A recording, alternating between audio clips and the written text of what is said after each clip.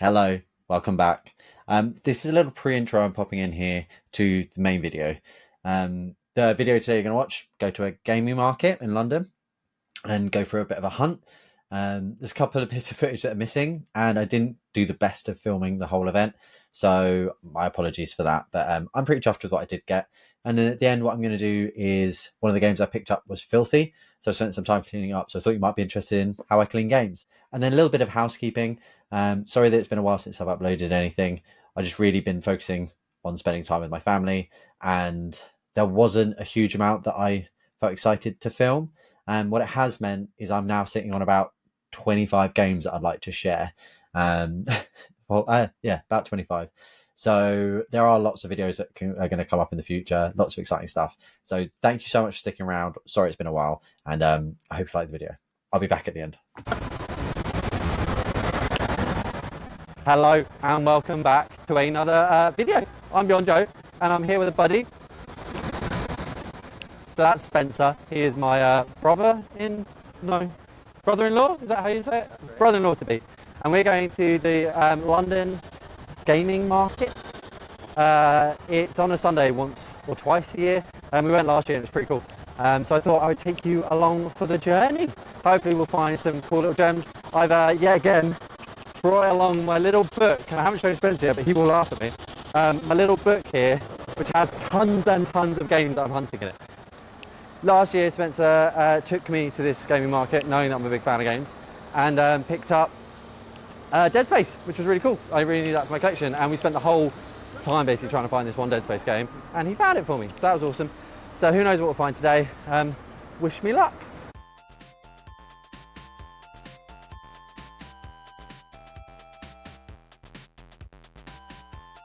The London Gaming Market is one of those events that keeps retro gaming alive, not just in your living room, but in real life, surrounded by collectors, sellers, and tons of nostalgia.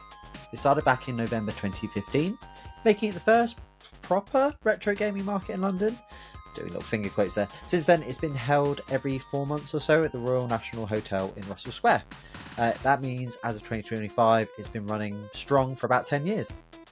It was launched by a company called Replay Events. That's the same folks behind some other big retro shows across the UK, but this is the first of their events I've been to. And it filled a real gap in the capital. It wasn't just a Comic-Con side room or a second-hand car boot. It was a dedicated space purely for video games. And when I say dedicated, I mean packed. Like every time I've been, the place is buzzing. Stalls everywhere, consoles stacked up, crates of old games. It's shoulder to shoulder and people are loving it. There is definitely an odour, but you'll get used to it. Here's something you need to know if you've never been. If you're trying to find a specific game, good luck. Most of the stalls are a bit chaotic. There's no alphabetical order, nothing neat to flick through. It's all kind of thrown together, so it becomes more of a treasure hunt than a straightforward shopping trip. And for some people, that's part of the fun.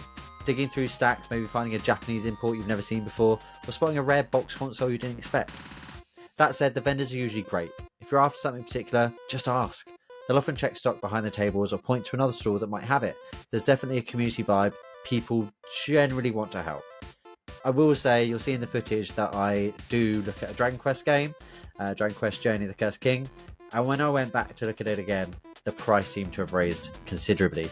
I don't know if I just picked it out and you hadn't noticed, but that's just one of those things that happens in these sort of places. I also want to be honest, it's not really going to be my go-to place to buy a massive collection of games. I mean, prices aren't outrageous, but if you're looking for good deals, or you already know exactly the game that you want, you might be better off checking your local shops, and I hate to say it, eBay. But what does that make the London gaming market, good for? Well, I'd say it's the experience. It's sort of a social thing. I went with Spencer, and he's amazing, and I had a great time. You're surrounded by people who love the same stuff you do, and generally, that's a good thing.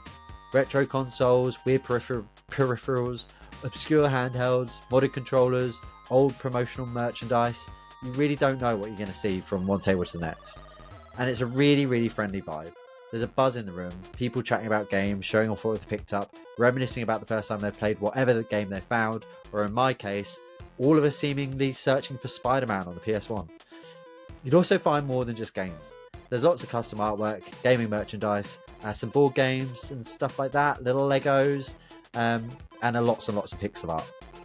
Most people seem to spend a good couple of hours there. That's my experience. I guess longer if you're meeting friends, you want to check out every single stall. And when I say there's a lot to look at, that really, really isn't an understatement. Now, I'm going to give you a couple of quick tips. Get there early if you want the best selection. Doors are usually, I think, around 10:30, and you will have to get a special VIP ticket for that. It's not an extortionate extra cost, and I'd recommend it if you're looking for something specific. Bring some cash with you. Not everyone takes a card, and a big bag. That was my mistake. I was trying to carry everything in my hands. Not everyone's got a bag with these vendors. Be ready for crowds, especially in that first hour or so, and don't be afraid to negotiate. Some vendors are open to haggling, but please don't take the piss. Even if I'm not going to be there making big purchases, I always leave feeling sort of inspired. There's just something cool about being in a space that celebrates games from every era. Before digital storefronts, before day one patches, before DLC, just games in boxes on shelves ready to be played. So is the London gaming market worth it? I mean, for the experience, absolutely. For serious shopping, that really depends what you're after. But if you're even a little into retro, it's definitely something you should check out at least once. Madness. Very busy.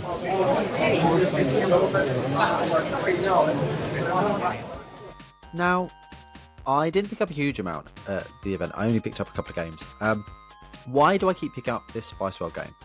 Now, do you remember a previous video where I got Nightmare Creatures on the PS1 and I realised that its case was all naffed up? Well, Spice Girls, there was apparently a version of it that had the exact same case, the special case that Nightmare Creatures came with. And it was a tenner. So I thought, let's upgrade my Nightmare Creatures game by getting this spare case. I don't care about Spice World. I'll still have the case. It can have a correct case. But that was a game that my sister had when we were growing up. So it's a nice bit of nostalgia. But what happened was, while I was at the event, I didn't have a bag. So I just sort of put it in my pocket a little bit. I don't know why. I was being a freaking idiot. And yeah, I dropped it. And I cracked the case. So that was a waste of a tenner. But now I have a cracked Spice World game. There it is. Great. And the other game I picked up is Sonic Spinball. I missed the footage somehow of me picking up Sonic Spinball. I don't know where it's gone. I'm sure I had it, but it's not there now. This came in like a plastic sleeve. You can't open it up. I guess it's so people don't nick manuals. What horrific people would nick a manual. What it meant is I couldn't really check the condition of it. So a bit of a gamble. I think it was about 12 quid, so I don't mind. And I needed it for the collection. I figured that it would be in pretty good nick. Just, you know, why wouldn't it be? They're selling it at a gaming market. And it was. The manual was in great condition. As you can see, the cartridge itself was in great condition. And what was really nice is looking through the manual and remembering what manuals were. I mean, I think in my brain they're a little bit, more intense than this. But there you go. Sonic sneaks into the toxic caves below the fortress, and a bit of story for you there, and a bit of fun. You don't get that anymore, which is a shame. Slight crease in the manual, I'm not bothered. But what is the issue with this case is it's filthy.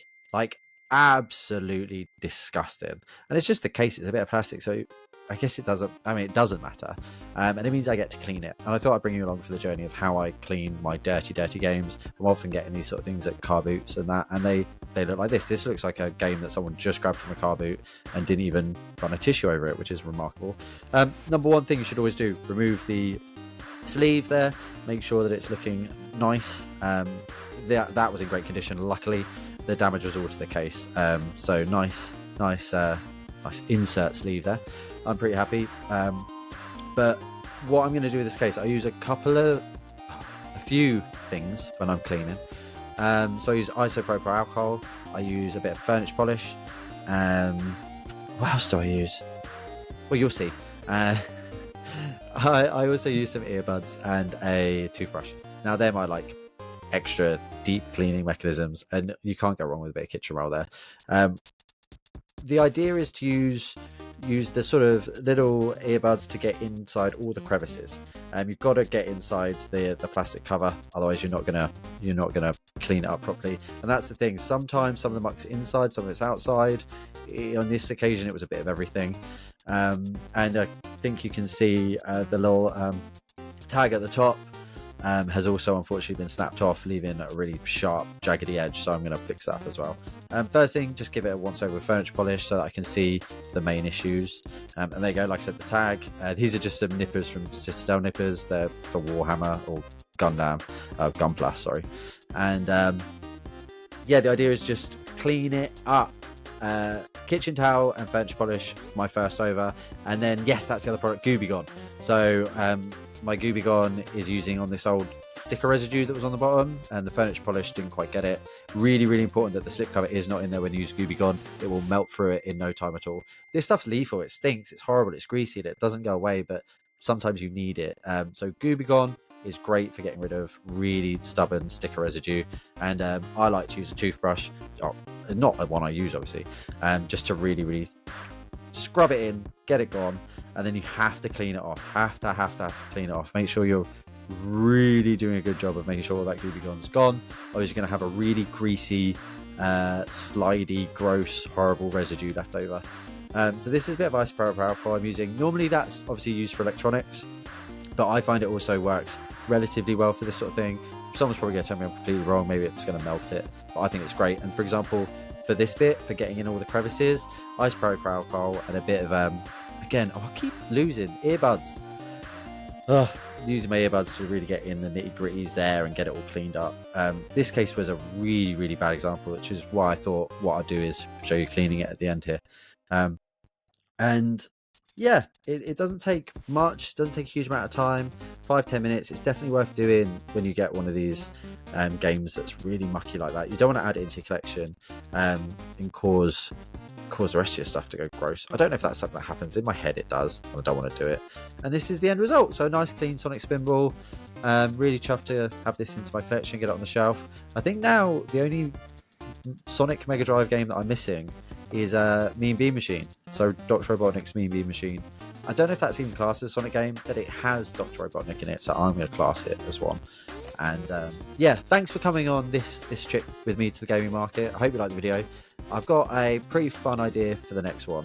As I said, I've got a ton of games to show you that I've been collecting over the past couple of months. But before that, I think I'd like to do something a bit different.